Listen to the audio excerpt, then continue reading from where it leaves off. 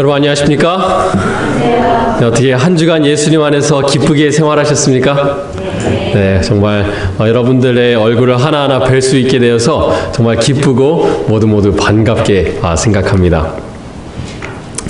네, 저희가 일주일 동안 무슨 일을 겪든지, 저희가 어려운 일을 겪고 있든지, 기쁜 일을 겪든지, 하나님의 관심은 늘 우리에게 향하고 계십니다. 우리를 늘 사랑해 주시고, 우리가 그렇게 느끼진 못할 수도 있지만, 하나님께서는 우리를 늘 돌보고 계시고, 우리에게 사랑의 표현을 말씀으로 하시기를 원하시는 하나님입니다. 여러분, 그걸 잊지 마시고, 어느 순간에 있든지, 어떤 어려움을 만나든지, 하나님 향하는 마음을 가지시길 간절히 바라겠습니다. 저는 여러분께서 기도해 주신 덕분에 아마 제 기침은 이제 다 지나간 것 같습니다. 오늘 좀 설교를 해봐야 알 것 같습니다만 제가 이렇게 부끄럽게 오랫동안 여러분 앞에서 기침하면서 설교를 하는 부끄러운 모습 보여드린 것에 대해서 굉장히 좀 죄송스럽고 부끄럽게 생각합니다. 근데 또 안타깝게 또 김영자 집사님께서 릴레이로 바톤을 받아주셨다고 하시는데, 여러분께서 김영자 집사님 위해서 열심히 좀 기도해 주셔서 저처럼 오래가지 않을 수 있도록 되기를 간절히 바라겠습니다. 제가 멀리에서 소식을 한 가지만 전하겠습니다. 여러분 잘 아시고 또 많이 사랑하시고 아껴주셨던 박규남 청년 목사님께서 지난 일요일 날 2월 7일에 둘째 아이를 낳았다고 소식을 전해오시고, 저희 교우님들에게도 좀 인사를, 안부를 전해달라고 말씀해 주셨습니다. 여러분께서 또 한번 혹시 기회가 되시면 연락 주셔서 축하한다는 말씀 전해주시면 감사하겠습니다. 네, 오늘은 저희가 계속해서 로마서 말씀을 공부하고 있습니다. 오늘은 로마서 3장의 말씀을 공부할 차례입니다. 그래서 오늘은 저희가 로마서 3장 1절부터 18절의 말씀을 공부를 하겠습니다.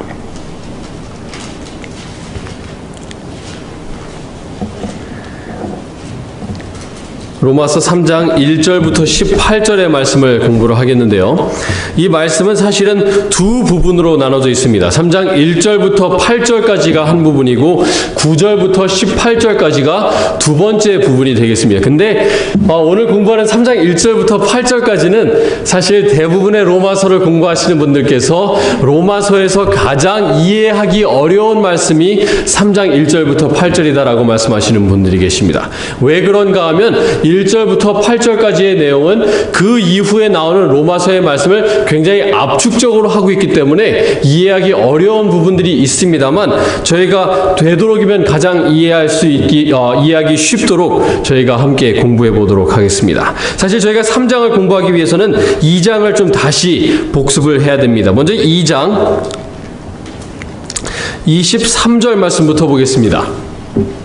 로마서 2장 23절입니다.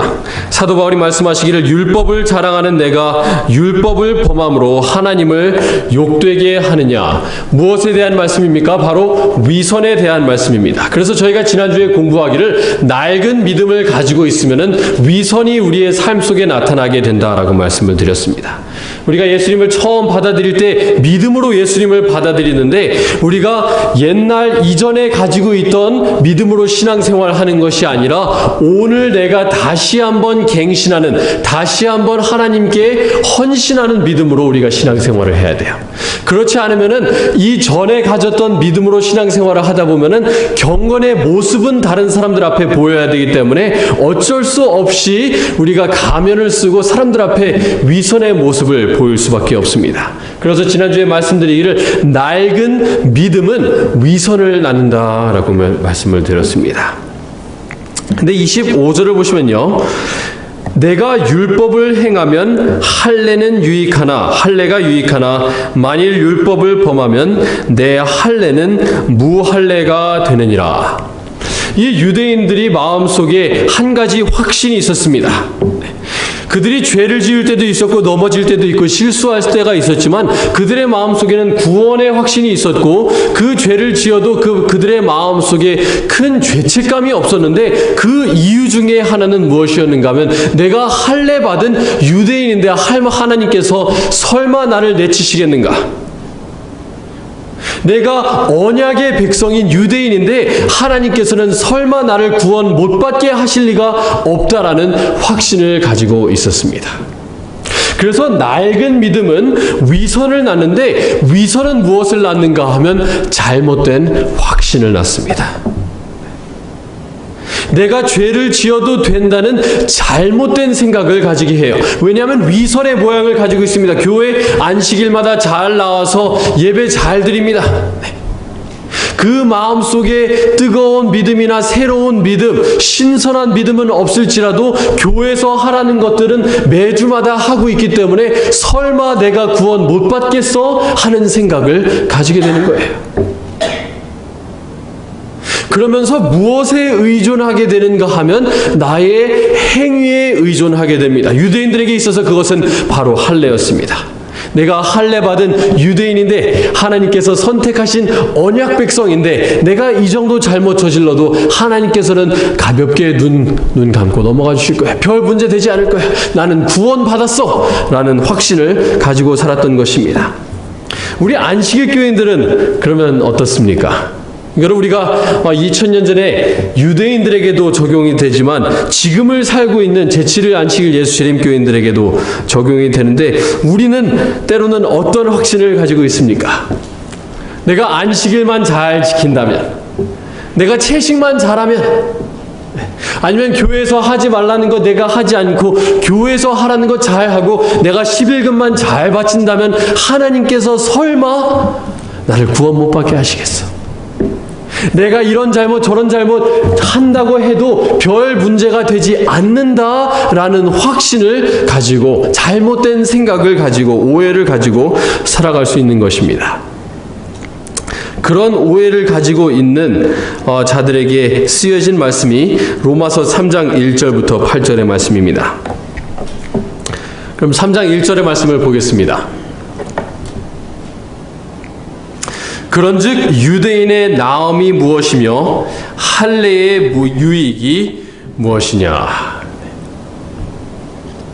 저희가 지난주에 배우기를 실제로 유대인인 사람은 누구인가 하면 유대인의 피를 가지고 태어난 사람이 유대인이 아니라 이면적 유대인, 즉 속마음이 하나님 앞에 받쳐진 사람이 진정한 유대인이고 실제로 육체에 하는 할례가 아니라 마음에 하는 할례가 진정한 할례라고 저희가 로마서 2장에서 배웠습니다. 근데 이제 3장에 넘어가면서 이제 사도 바울이 묻습니다. 그러면은 이 표면적, 우리가 유대인으로 태어났는데 이 생물학적으로 유대인이고 이 표면적으로 우리가 실제로 육체에 할례를 했는데 그것에 나음이 있느냐 혹은 유익이 있느냐라는 질문을 합니다. 저희가 지난주에 공부했던 2장의 말씀에 따르면은 나음이 있을 것 같아요, 없을 것 같아요? 없을 것 같아요. 아무런 유익이 없을 것 같다라고 생각하는 바로 그 순간에 2절에 사도 바울은 어떻게 얘기하는가? 범사의 유익과 나음이 많다라고 얘기를 해요. 범사에 많으니 우선은 그들이 하나님의 말씀을 맡았음이니라. 거기까지 한번 보겠습니다. 범사에 많다. 자, 저희가 2000년 전에 물론 이것이 유대인들에게 쓰여진 것이긴 합니다만 우리에게도 쓰여진 말씀이라고 했습니다. 그래서 한번 우리에게 한번 이 말씀을 적용을 해보겠습니다. 여러분, 안식일을 정말 열심히 지키면은 안식일 때문에 구원 받을 수 있습니까? 없습니까? 없어요. 내가 아무리 안식일을 열심히 지키고 안식일날 하지 말라는 것을 하지 않는다고 해서 그 행위 때문에 절대로 구원받지 못합니다. 우리가 건강생활을 해야 된다 그래서 절대로 고기는 내 입에 넣지도 않고 생선도 내 입에 절대로 넣지도 않고 계란도 안 먹고 우유도 안 먹고 하나님께서 말씀하신 채소와 이런 채식만 한다고 해서 그걸 통해서 구원을 받을 수 있는가 하면 절대로 구원받지 못해요. 예언의 신의 말씀에 우리가 자녀들을 삼육학교 보내야 된다는 말씀이 나옵니다. 우리가 믿는 사람들이, 믿는 선생님들께서 가르치시는 학교에 자녀들을 보내야 된다는 말씀이 있는데 우리가 자녀들을 삼육학교를 보낸다고 해서 그것이 우리 자녀들의 구원을 보장해 주는가 하면 절대로 그렇지가 않아요. 그런데 이제 3장에 넘어가면서 사도 바울이 묻기를, 그렇다면 안식일이 우리를 구원해 주지 못하고 채식하는 것이 우리를 구원해 주지 못하고 삼육학교를 자녀로 보내는 것이 우리를 구원해 주지 못하지만 그것이 유익이 있느냐 없느냐 하면 유익이 있어요, 없어요? 유익이 있어요. 안식일을 지킴으로 내가 구원을 받는 것은 아니지만 안식일에 내가 경험하는 그 쉼이 나에게 엄청난 축복이 되고, 내가 정말 어떻게 보면 세상 사람들의 질시를 멸시를 받으면서 내가 채식을 하지만 그 채식을 통해서 내 건강이 나아지는 생활을 하고, 자녀들을 삼육학교 보내서 자녀들이 이 교회 안에서 많은 친구들을 만들면서 그런 여러 가지 유익들을 삶 속에서 경험할 수 있는데, 사도 바울이 2절에 말하기를 범사에 여러 가지 유익과 나음이 있지만 그 중에서 제일 좋은 것은 무엇인가 하면, 우리가 유대인으로서 제7일 안식일 예수 재림교인으로서 받는 가장 큰 유익은 무엇인가? 그들이 하나님의 말씀을 맡았음이니라. 여러분, 우리가 제7일 안식일 예수 재림교인으로서 가장 큰 축복은 무엇인가 하면 말씀을 맡은 백성이라는 것입니다. 책꽂이를 로마서 3장에 껴놓으신 상태로 신명기 4장 말씀 보겠습니다.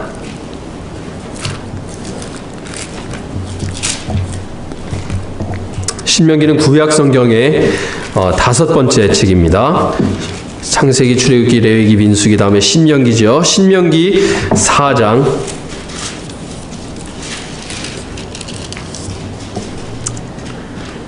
6절부터 8절의 말씀입니다.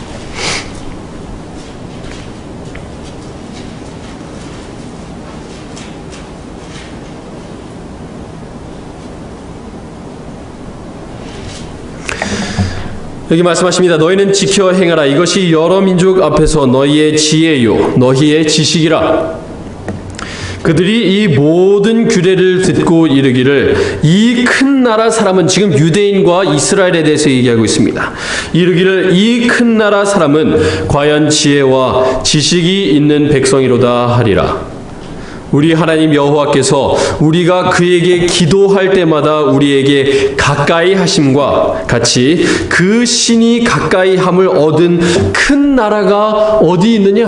있다는 얘기예요, 없다는 얘기예요? 없다는 얘기입니다. 8절, 오늘 내가 너희에게 선포하는 이 율법과 같이 그 규례와 법도가 공의로운 큰 나라가 어디 있느냐? 하나님께서 주신 이 율법만큼 좋은 율법을 받은 나라가 있다는 얘기예요, 없다는 얘기예요? 없다는 얘기입니다.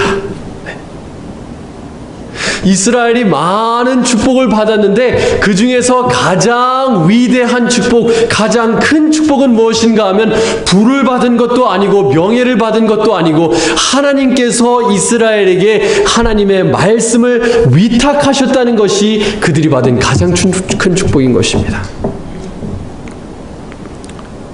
여러분, 저는 말씀을 준비하면서 여러 주석을 보는데 저는 어떤 주석을 찾아보는가 하면 인터넷에 가서 다 검색을 해요. 요즘은 저희가 로마서를 공부하고 있기 때문에 이제 로마서를 시작하기 전에 인터넷에 가서 로마서의 주석 중에서 가장 좋은 주석은 무엇인가 해서 인터넷에서 찾아봅니다. 그래서 학자들이 이것이 최고의 주석이다 하는 주석들을 2-3권을 제가 구매를 합니다. 창세기 때도, 창세기를 공부할 때도 그랬고, 제가 이번 로마서를 공부할 때도 로마서의 주석 중에 최고의 주석이다 하는 주석을 보는데, 제가 열심히 그 주석을 읽을 때 제 마음이 어떤가 하면 크게 뜨거워지는 게 없어요. 이 세상, 기독교의 여러 학자들의 말씀을 이제 공부를 하면서 좋은 내용들이 많이 있습니다만 제 마음을, 제 피를 그렇게 끓게 하지를 못해요.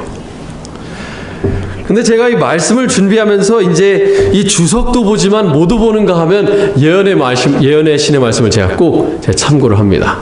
창세기 때는 특별히 이제 부조와 선지자의 말씀을 제가 공부를 했는데, 이 초등학교 3학년밖에 나오지 않은 이 교육받지 못한 이 여인의 말씀을 읽으면은 이것이 정확할 뿐만 아니라 이 말씀에 대한 정확한 해석이 있을 뿐만 아니라 정말 얼마나 마음이 뜨거워지는지 몰라요. 물론 예언의 신의 말씀이 성경과 같은 권위를 가지고 있는 것은 아닙니다만 하나님의 영감받은 사람으로서 이 말씀을 해석해주는 그 정확한 내용을 읽으면서 제 마음이 얼마나 큰 감동을 받고 정말 세상의 유명한 학자들보다 얼마나 더 정확하고 간단하게 이해할 수 있게 해석해주는지 몰라요. 여러분, 재림교인으로서 우리가 많은 축복을 받았는데 우리가 안식일을 지킬 수 있는 축복, 그리고 또한 채식할 수 있고 건강할 수 있는 축복, 여러 가지 축복을 받았습니다만 그 중에서 가장 큰 축복 중에 하나는 무엇인가 하면 이 말씀을 정확하게 이해할 수 있도록 하나님께서 도와주시는 축복만큼 큰 축복은 없어요.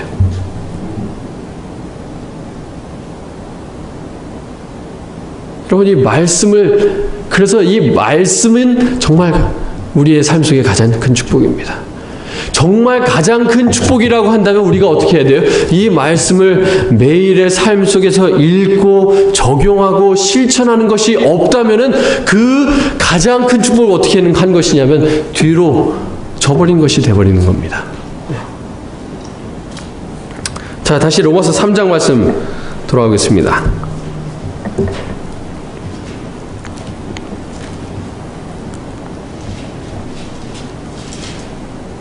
로마서 3장 2절입니다.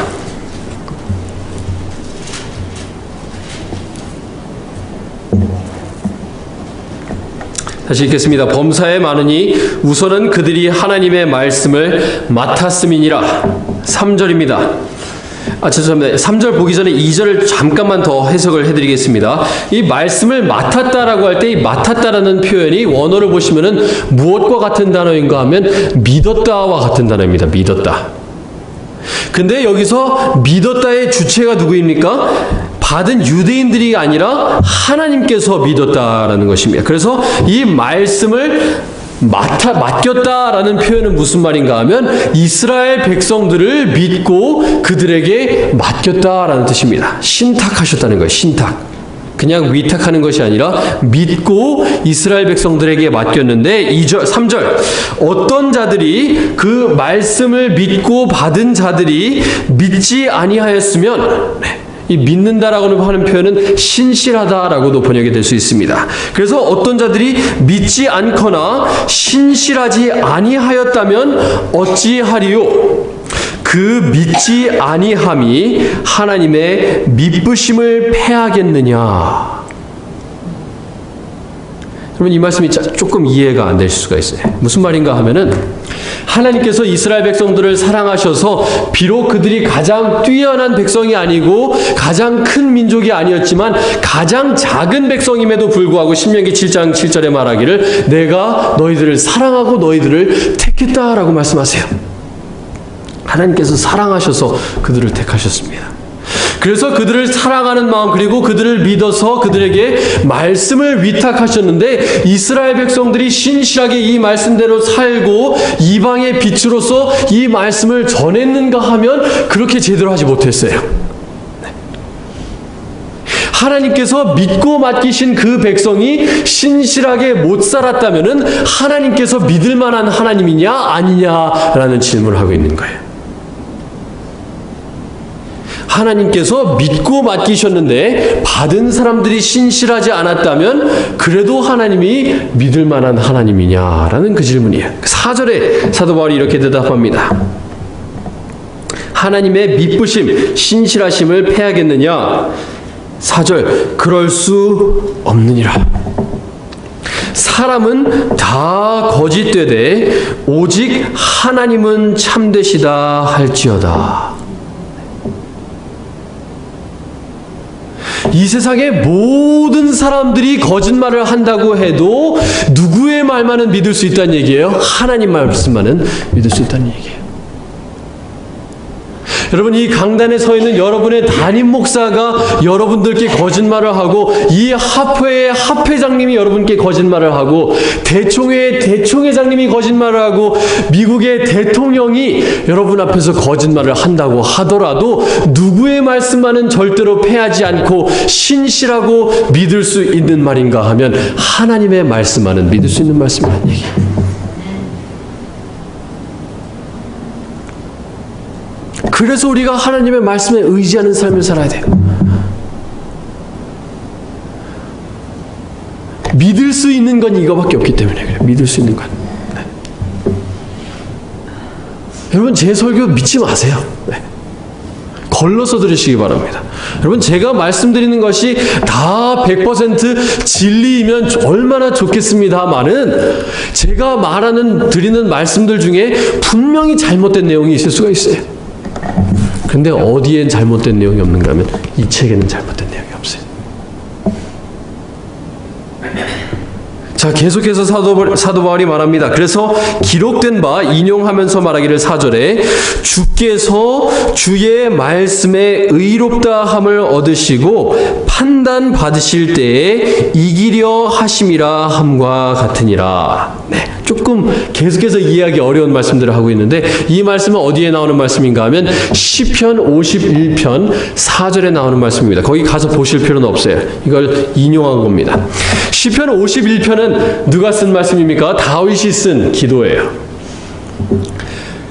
여러분께서 잘 아시다시피 다윗이 아주 큰 죄를 범했는데 밧세바와 이 간음을 하는 죄를 지었습니다.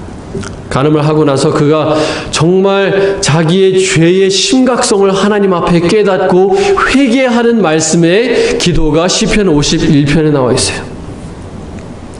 그러면서 그가 하나님 앞에 기도하는 내용은 무엇인가 하면, 하나님, 제가 하나님 앞에 정말 엄청난 죄를 지었고 하나님께 큰 범죄를 저질렀는데 이 범죄에 대해서 하나님께서 저를 심판하시면서 무엇이 나타나는가 하면 하나님께서 공의로운 하나님이라는 것이 드러나게 된다라고 시편 51편에 얘기하고 있는 거예요.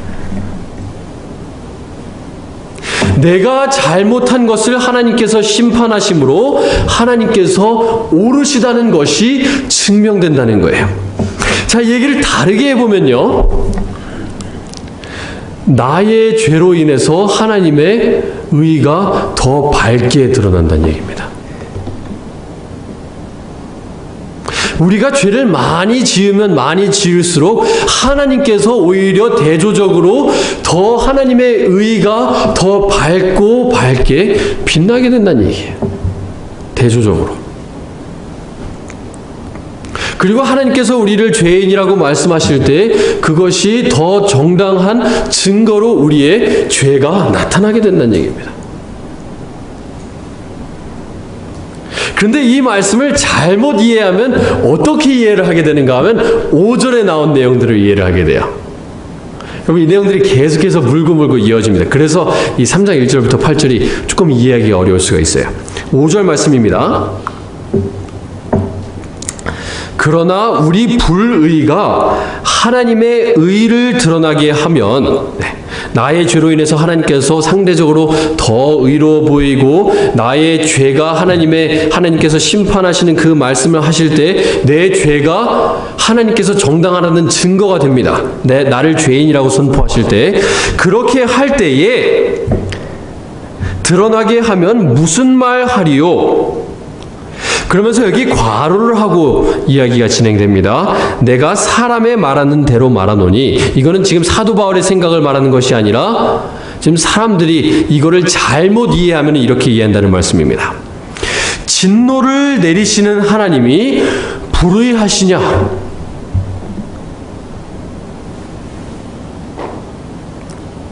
조금 어렵죠?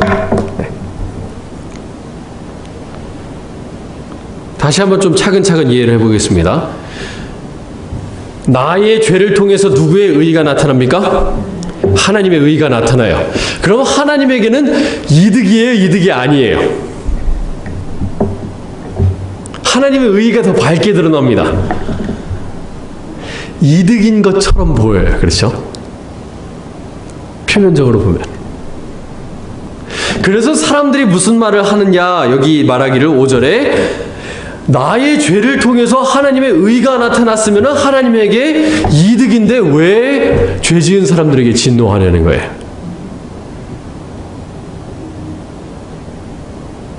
그렇죠? 그렇게 보이는 것 같아요.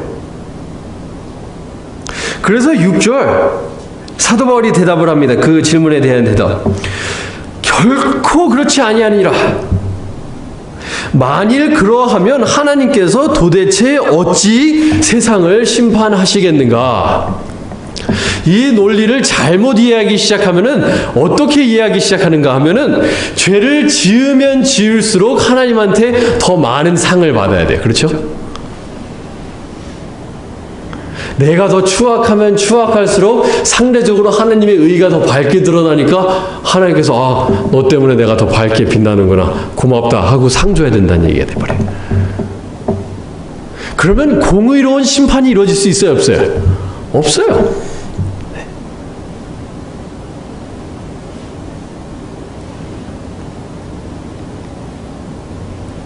하나님께서 자 이제 인간 중에서는 죄를 안 지은 사람이 없기 때문에 인간은 저희가 예로 들지를 못하고 천사들을 좀 예로 들어 보겠습니다. 천사들 중에 이제 사단이 유혹할 때 유혹에 넘어가지 않은 천사들이 있습니다.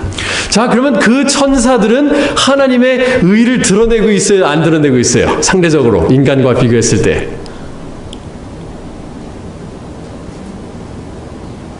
자, 천사들은 이제 잘못한 게 없기 때문에 어떻게 보면 이 논리대로 하자면은 하나님의 의가 천사들을 통해서 드러나지가 않는 것 같아요.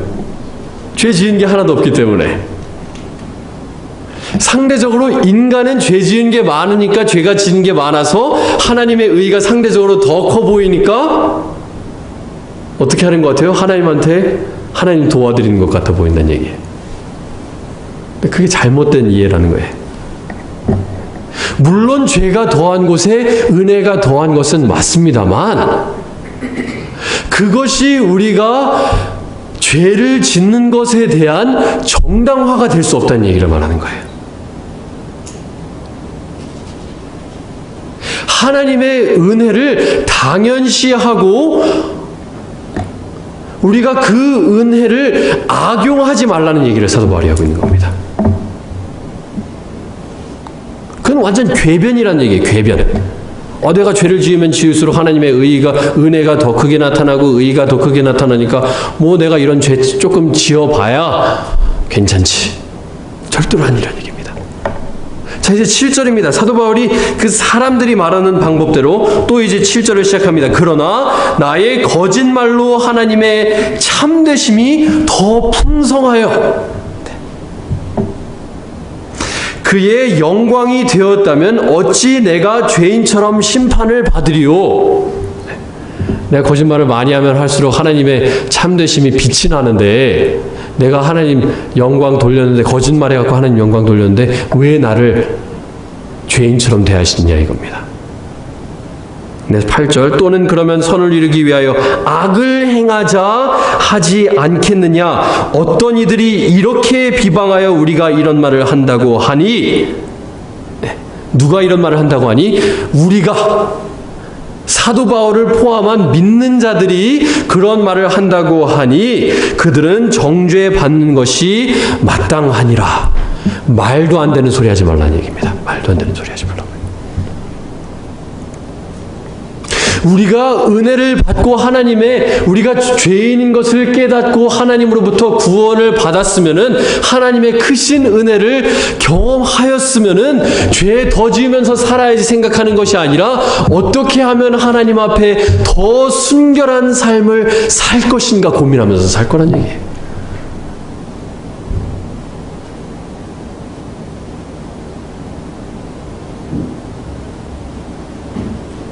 죄 정당화하면서 살지 말라는 얘기입니다.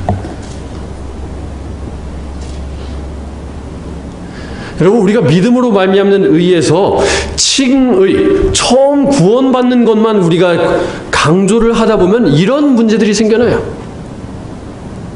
내가 예수님 믿는 그 믿음으로 구원받았으니까 내가 물론 넘어지고 실수하고 죄짓지만 괜찮아. 안 괜찮다는 얘기예요. 죄는 죄예요.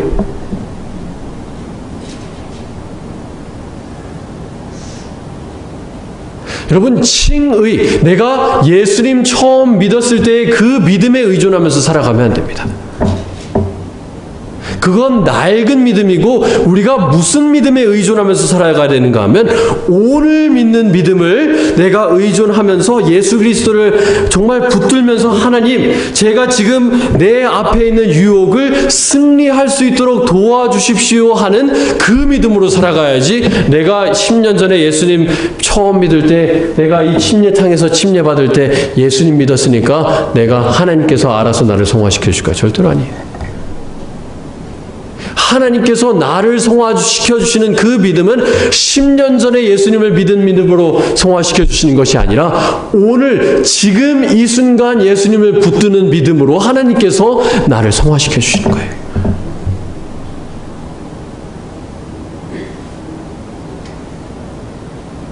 여러분, 제가 그리스도인으로서 한 번도 넘어지지 않을 거라는 말씀을 드리는 것도 아니고, 여러분들께서 죄 지었기 때문에 구원 못 받는다는 말씀을 드리는 것이 아니라, 죄는 심각한 문제라는 것을 말씀드리기 위해서 이걸 말씀드리는 거예요. 그것이 내가 처음 구원받기 이전에 지었던 죄이든 침례받은 이후에 지은 죄였든 간에 하나님 앞에 죄 짓는 것은 큰 문제라는 거예요. 죄를 경시하면서 살아가면 안 된다는 얘기입니다.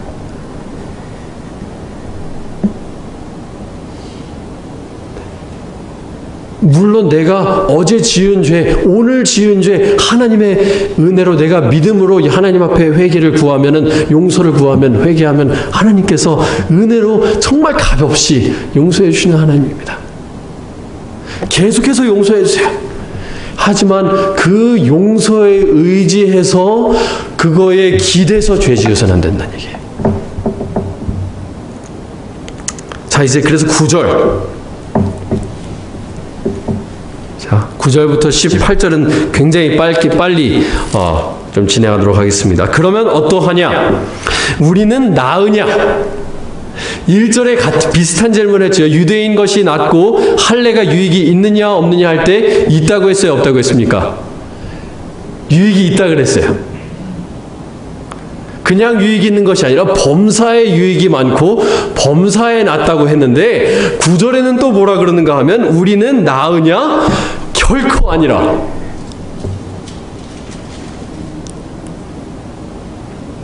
우리가 제7일 안식일 예수 재림교인으로서 많은 유익을 누리고 살아가지만, 그렇다고 해서 나 자체가 다른 사람보다 나은가 하면 낫지 않다는 얘기예요.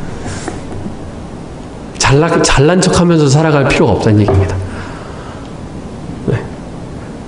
왜 잘난 척할 필요가 없는가? 유대인이나 헬라인이나 다 죄 아래에 있다고 이미 우리가 선언하였느니라. 다 죄인이라는 얘기입니다. 다 하나님의 은혜로 구원받는다는 얘기예요. 믿지 않는 헬라인이나 유대인이나 안식일 교인이나 장로교인이나 침례교인이나 불교인이나 구원받는다면 다 죄인이었는데 하나님께서 은혜로 구원해 주시는 거지, 내가 잘나서 구원받는 거 아니라는 얘기예요. 자, 10절. 의인은 없나니 하나도 없으며 깨닫는 자도 없고 하나님을 찾는 자도 없고 다 치우쳐 함께 무익하게 되고 선을 행하는 자는 없나니 하나도 없도다. 여러분, 이 말씀이 누구에 대한 말씀인가 하면 나에 대한 말씀입니다. 로마 교인들에 대해 쓰여진 말씀이 아니라 나를 위해서 쓰여진 말씀입니다. 13절. 그들의 목구멍은 열린 무덤이요 그 혀로는 속임을 일삼으며 그 입술에는 독사의 독이 있고 그 입에는 저주와 악독이 가득하고, 지금 이 부분별로 표현을 하고 있습니다. 목구멍부터 시작해갖고 혀로 이어져서 입술로 이어져서 이 입 전체에 지금 악독이 가득하다라고 얘기합니다. 15절. 그 발은 피 흘리는데 빠른지라. 18절. 그들의 눈앞에 하나님을 두려워함이 없느니라 함과 같으니라. 크게 세 부분을 말합니다. 눈과 입과 발의 악함에 대해서 이야기하고 있습니다. 눈은 무엇을 상징하는가 하면 나에게 들어오는 정보, 내가 습득하는 모든 것을 말합니다. 내가 모든 것을 취할 때 어떻게 취한다는 거예요? 악한 마음으로 취한다는 거예요. 입은 무엇을 가리키는가 하면 내 속에서 나오는 모든 것을 대표해요. 내 속에서 나오는 모든 것이 입을 통해서 나오는데 악한 필터를 통해서 이 악한 입을 통해서 나오고 발은 뭐예요? 우리가 행하는 모든 것, 우리가 가는 모든 것, 행하는 모든 것을 가리킵니다. 그럼 우리가 다 살인자고 도둑놈이고 그런 것은 아닐지라도 우리의 전 존재가 죄의 영향 아래 있다는 얘기예요. 죄의 영향을 받으면서 살아간다는 거예요.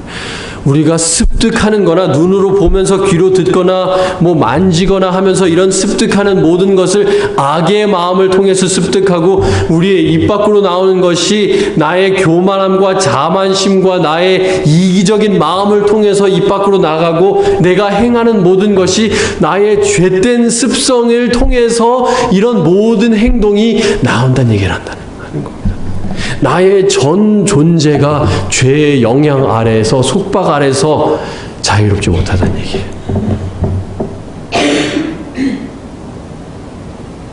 여러분, 이 말씀을 받아들이지 않으면 복음에 큰 기쁨이 없어요. 내가 얼마나 큰 죄인인지, 내가 죄의 영향을 얼마나 많이 받았는지 마음속으로 깊이 느끼지 못한다면은 하나님의 구원의 값어치가 별로 없게 되는 겁니다.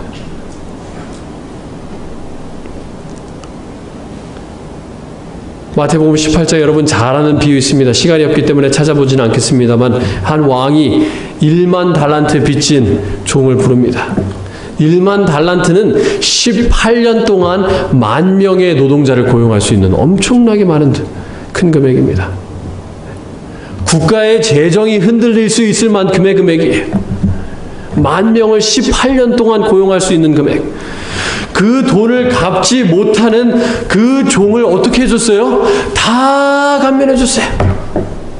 자, 내가 99% 할인해 줄 테니까 1%만 내라고 한 것도 아니고 내가 100%를 다 감면해 줄 테니까 자, 집으로 돌아가라. 근데 그 사람이 자기가 얼마나 크게 용서를 받았는지 깨달았어요? 못 깨달았어요? 깨닫지 못했어요.